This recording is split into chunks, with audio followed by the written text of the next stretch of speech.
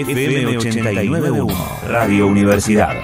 Para hablar de esto y de algunas otras cosas más que mencionábamos, por ejemplo, el tema de importaciones, qué pasa con los plazos fijos, con el dólar, vamos a charlar con Celina Calore, economista del Centro de Estudios Económicos y Sociales Scalabrini Ortiz. Ya hemos charlado en otras oportunidades y nos cae bien Celina y le entendemos cuando habla, de las pocas economistas que nos pasa eso, así que vamos a recibir. ¿Cómo anda Celina? Buenas tardes, Mauro y Camila, te saludamos. ¿Qué tal? Bueno, buenas tardes. Bueno, muchas gracias por esa introducción. ¿Cómo estás? Gracias a vos porque son tiempos en los que cuesta, ¿no? Entender, están pasando muchas cosas y obviamente alguien que aclare el panorama viene bien. Bueno, acá estamos. Celina, bueno, con respecto a la inflación, hemos mencionado algunos puntos que tienen que ver con las principales cuestiones que han ido incluidas en este número, pero ¿cómo lo ves vos y cómo lo venían estudiando?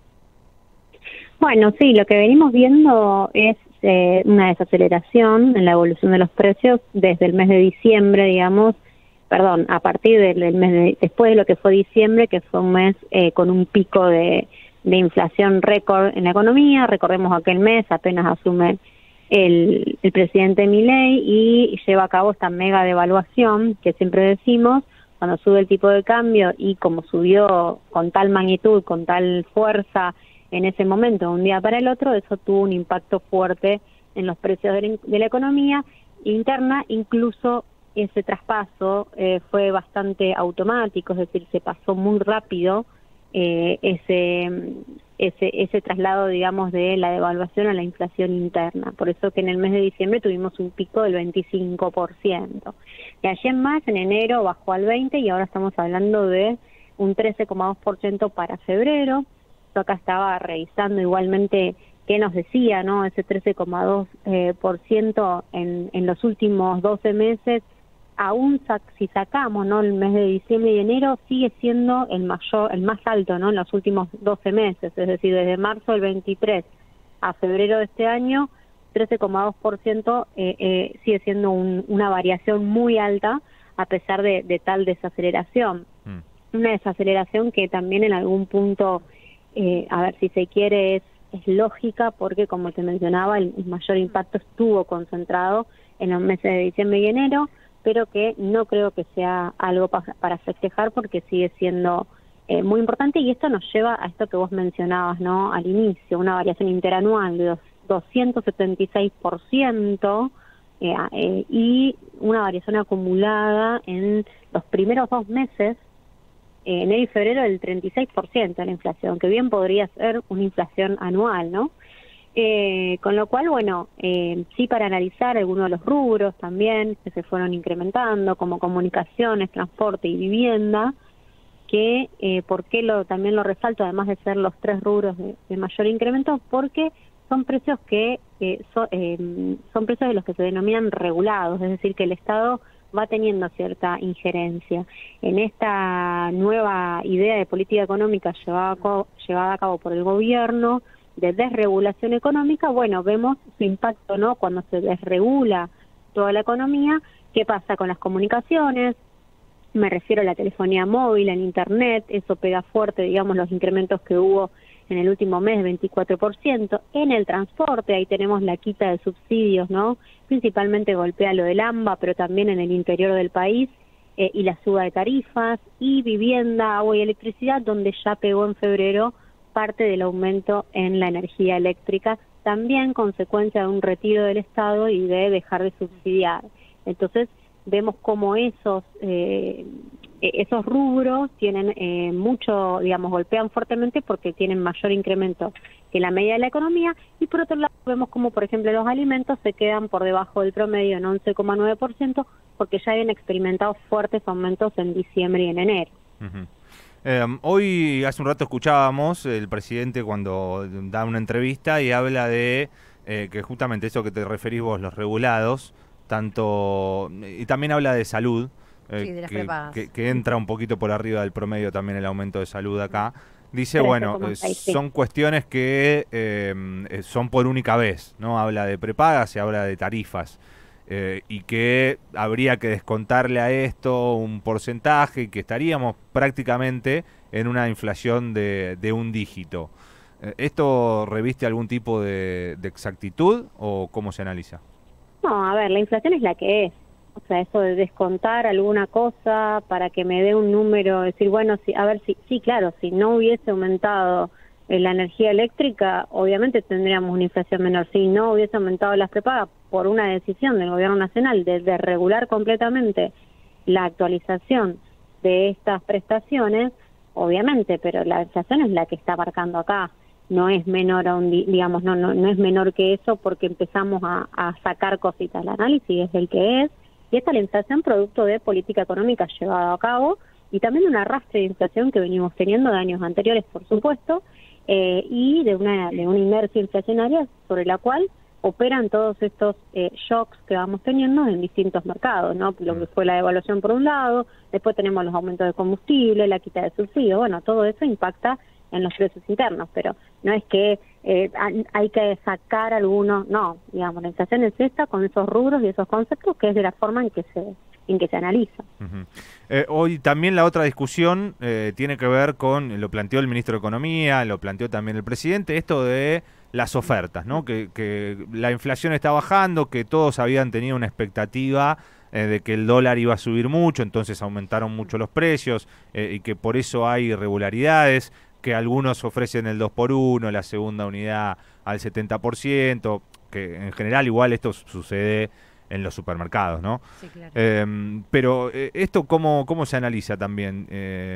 ¿Hay una cuestión que pueda tener algún tipo de influencia en la inflación con respecto a las promociones y todo esto de lo que se habla?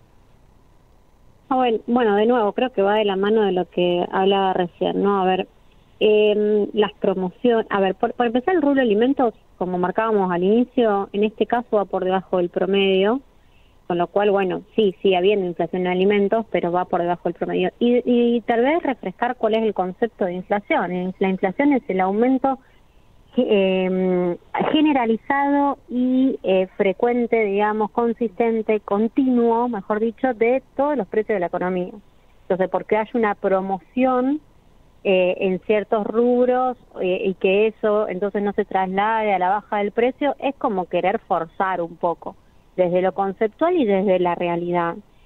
Obviamente, a ver, si ahora se sientan con los supermercados y le dicen que saquen las promociones, bueno, del otro lado los consumidores vamos a perder porque difícilmente bajen los precios, ¿sí? Por sacar las promociones.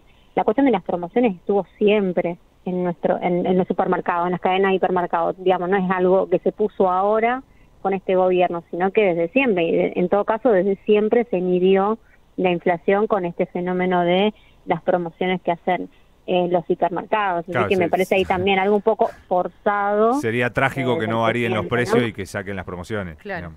Claro, no, y además, bueno, por otro lado sí me parece interesante que de algún modo se corran solamente de la idea de que la inflación es producto de la emisión monetaria, porque si acá estamos reconociendo que hay formadores de precios y que estos supermercados de algún modo tienen alguna injerencia en la inflación, entonces ya damos un paso adelante en entender el fenómeno inflacionario en Argentina y en los países latinoamericanos, que no es un fenómeno netamente monetario. Entonces, bueno, eso sí lo celebró, que los libertarios, la ortodoxia económica empiece a ver las causas de la inflación más allá de la emisión monetaria, porque evidentemente con ajustar el déficit como era el programa antiinflacionario planteado no les está alcanzando porque hay otras cuestiones que hacen a la inflación.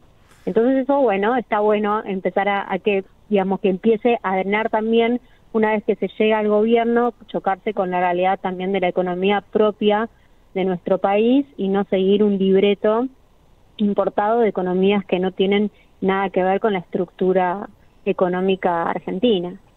Una de las soluciones que se plantearon el día de hoy, lo anunció el vocero presidencial, tiene que ver con la apertura de importaciones específicamente para los alimentos, ¿no? De la canasta básica. ¿Vos ¿Cómo ves de cara a lo que pueda llegar a venir, sabiendo que esto ya sucedió y ya vimos un escenario medio similar?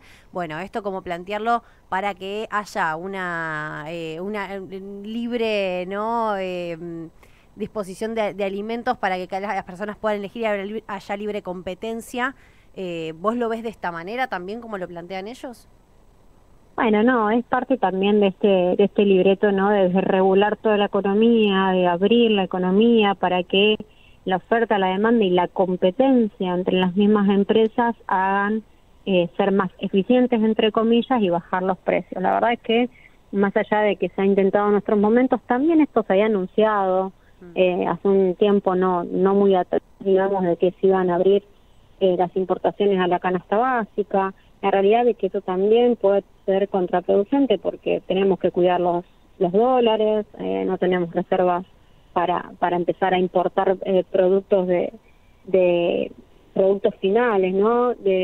Más bien deberíamos reservarlo para que siga funcionando la industria, los insumos que requiere la industria para la producción, si es que hay que poner prioridades, ¿no?, en el uso de las divisas. Vamos a ver, digamos, a ver si verdaderamente se empiezan a ver estos precios en las góndolas. También es cierto que probablemente esos productos importados se vean en las grandes cadenas de supermercados, claro, no así en los almacenes de barrio. Así que bueno, habría que ver primero si se llega a realizar esto de la apertura, si verdaderamente ingresan productos, y después pensar siempre que dejamos de entrar estos productos que Argentina produce y produce bienes de calidad. Bueno, no, mirar la otra parte, que es esto atenta contra el empleo argentino, sí, contra el trabajo argentino, porque si vamos a comprar afuera lo que nosotros producimos adentro, probablemente algunas empresas empiecen a bajar su ritmo de producción, a despedir trabajadores, porque la demanda se le va a acotar. Sí, porque hasta se habló de quitarle impuestos. Eso iba a decir, el IVA y también impuestos. No, quitarle impuestos a determinadas productos, importaciones. Claro. Bueno, también esto tiene que ver con lo otro que mencionábamos de las promociones. Es un reconocimiento que acá hay formadores de precios en la economía y que la inflación no es solo por una cuestión de financiar el déficit, ¿no? Y que vamos a equilibrar las cuentas públicas y vamos a eliminar la inflación, sino más bien es un tema mucho más, es un fenómeno mucho más complejo que requiere mirar a todos los actores de la economía también. Celina, otro de los anuncios que nos enteramos ayer tuvo que ver con el retoque por parte del Banco Central para con las tasas de los plazos fijos, ¿no? Se han vencido los plazos fijos de los UVA y la renovación ahora va a ser por disponibilidad libre de los bancos y no va a haber tasa mínima. No sé si lo estoy explicando bien, tenemos un poco desordenados algunos conceptos. Si podés vos explicarlo para que se entienda qué es lo que va a pasar con los plazos fijos, dónde tal vez podría refugiarse la gente. Ya vemos que empieza a subir el dólar, ¿no? Que tal vez se han desarmado algunos de esos. ¿Cómo ves en este sentido la cuestión, ya yéndonos aparte de la inflación, esta cuestión con los ahorros, ¿no?, de los argentinos? Bueno, a ver, esta medida que tomó anoche el Banco Central tiene distintas aristas para analizar. Por un lado, esto que vos mencionabas del lado del ahorrista, ¿no? ¿Qué significa esto? Bueno, aquellos que todavía tienen algún ahorro y que lo ponían en un plazo fijo, porque la verdad es que acceder al dólar es muy complejo, o tenés que ir al mercado informal, o tenés que ir a través del MED. Si vas a través del MED, como está obviamente formalizado, corres el riesgo de que te quiten subsidios, como lo habían mencionado el presidente. Entonces, por ahí, por ejemplo, pienso en un jubilado, busca la manera de resguardar un poco el valor de sus ahorros y va al plazo fijo, que es lo que tiene más a mano. El plazo fijo ya venía perdiendo, digamos, fuertemente contra la inflación, y ahora lo que hace directamente es que no te convenga, digamos, para nada, te da menos de la mitad de la inflación el rendimiento de un plazo fijo. Esto es licuar de algún modo los ahorros de las personas en pesos, y no hace más que desvalorizar aún más nuestra moneda nacional. Y creo que eso va de la mano con un objetivo que el gobierno nacional no ha abandonado, que es esa idea de dolarizar la economía. Entonces, hago que el peso cada vez valga menos, que el peso, que la gente no quiera tener el peso en el bolsillo porque porque pierde valor día a día por la inflación y por esto de no, digamos, de no ahorrar en el plazo fijo porque me bajaron la tasa. Entonces probablemente el que tenga un buchito vaya a intentar comprar el dólar, o bueno, es el resguardo que va a tener a mano. Esto no, digamos, no es saludable en ese contexto pensarlo, en el sentido de cada vez deteriorar más la moneda nacional, buscando un objetivo de recurrir al dólar para avanzar en ese sentido a la dolarización. Por otro lado, tiene algunos otros factores, como por ejemplo esta licuación, ¿no?, de activos en pesos. Bueno, también de algún modo baja el costo que están teniendo los pases de los bancos con el Banco Central. Esto es un rendimiento que se le paga a los bancos en ese sentido. Eso, bueno, se va reduciendo el rendimiento, es un costo menos para el Banco Central, así que bueno, en ese sentido podría ser una de las aristas positivas, pero lo que queda para los ahorristas, el trabajador, el jubilado, la verdad es un escenario muy triste porque esto, ¿no?, el que tiene un poquito ahorrado no sabe a dónde acudir para preservar el valor de estos ahorros. ¿Y esto es lo que explica el aumento del dólar en estas últimas horas, que venía retrocediendo? Sí, claro. La otra pata de todo esto era que veníamos viendo un dólar que estaba bajando, un dólar paralelo, siempre hablando, un dólar oficial está en el bueno, pero nivel. lo financiero también.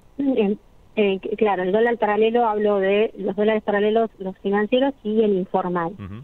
Estos dólares venían bajando fuertemente, pero bueno, venían bajando de una manera importante, y esto vuelve a presionar sobre estos tipos de cambio, y bueno, hay que ver también esto hasta dónde va la presión que pueden generar por la brecha que se va expandiendo nuevamente respecto del tipo de cambio oficial y las tensiones entonces las tensiones cambiarias para una eventual devaluación. Por ahora, bueno, está bastante tranquilo. Hoy incrementó el dólar MEP y el CCL, pero bueno, no demasiado. Vamos a ver cómo sigue. ¿Y esto pensás, digo ya en manera especulativa, un poco de opinión, no le preocupa al gobierno que haber hecho esta jugada por parte del Banco Central con respecto a la tasa de plazo fijo que explicabas recién, haga aumentar los dólares financieros por otro lado?